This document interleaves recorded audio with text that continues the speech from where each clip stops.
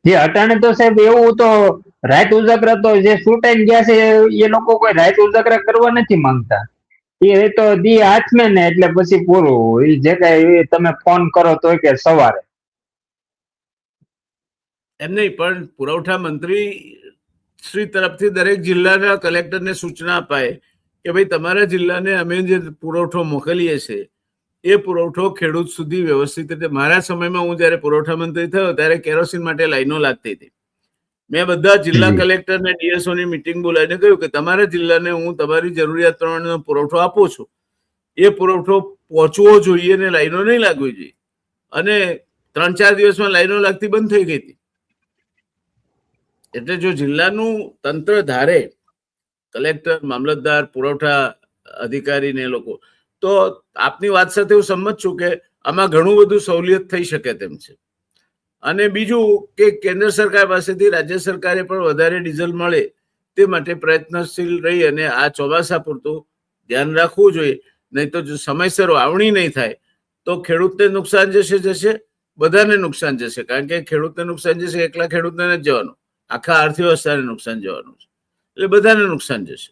અને કિસાન સંઘ જેવા પક્ષો અત્યારે કામ નહીં કરે તો ક્યારે કરશે?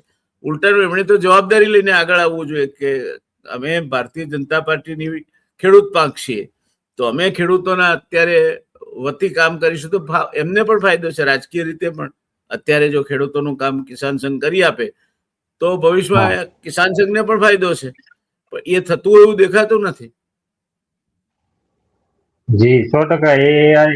એને અટાણે તક છે. જો કિસાન સંઘ ને આ તક છે, જો એ ઝડપતા આવડે ને તો એ ઝડપી લે ને તો એના માટે આ ખરેખર એક તક છે કિસાનો માટે. અને કિસાન સંઘને પણ લાભ થાય એવું છે જે આપણે જણાવ્યું એ મુજબ. પણ મુદ્દો તો છે જો લે ધ્યાન ઉપર લે તો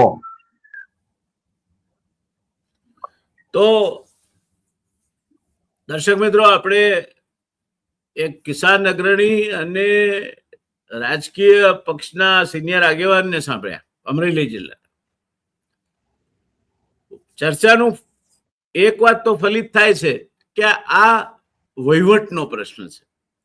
જો વહીવટી તંત્ર યોગ્ય રીતે ગોઠવાય તો આમાંનું મોટા ભાગની પ્રશ્નો નિરાકરણ થઈ જાય. બીજો પ્રશ્ન આ ઉભો એટલા માટે થાય છે કે ખેડૂત પણ પોતાની જરૂરિયાત પૂરતું અગમચેતી વાપરીને સંગ્રહ કરે છે, એટલે એકાએક માંગમાં વધારો આવે છે, ઉછાળો આવે છે. એ પણ આ પ્રકારની પરિસ્થિતિના માટે જવાબદાર ક્યાંક બનતો હોય તેવું દેખાય છે. અને ત્રીજું કારણ એ છે કે જે વગવાળા લોકો છે એમને કોઈ તકલીફ પડતી નથી, એટલે એ પોતાનું જો મેનેજ કરી લેતા હોય તો સરવાળે ખેડૂતને વેઠવું પડે છે.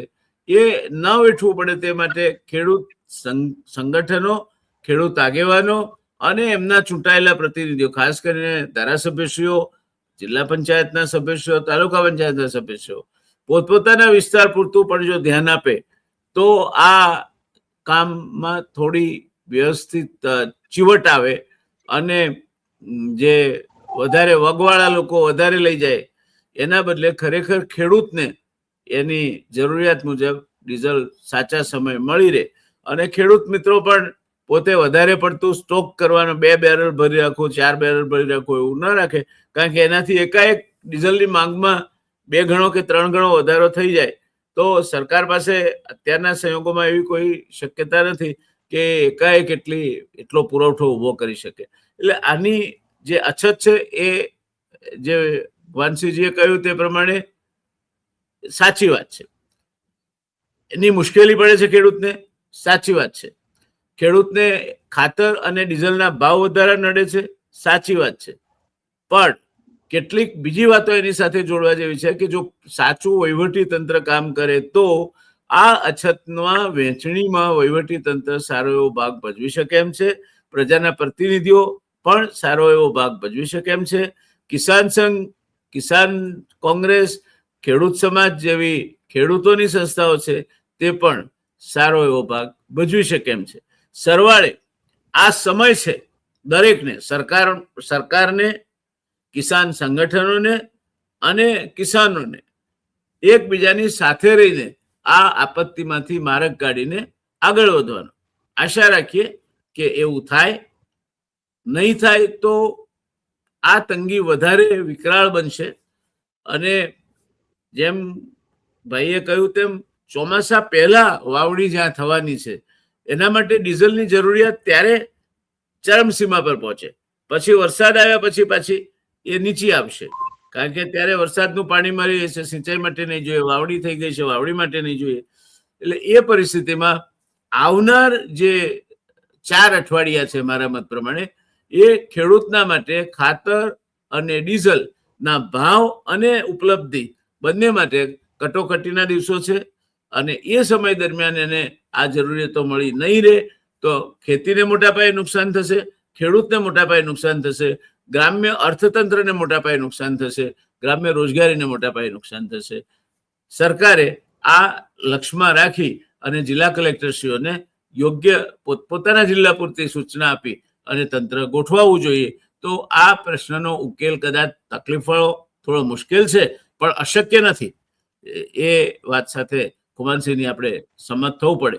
તો આજે આપણે આટલે બાપુ અટકાવીએ. વળી પાછા અઠવાડિયા પછી ફરી એકવાર શું પરિસ્થિતિ ડેવલપ થાય છે એના ઉપરથી આપણે રિવ્યુ લઈશું.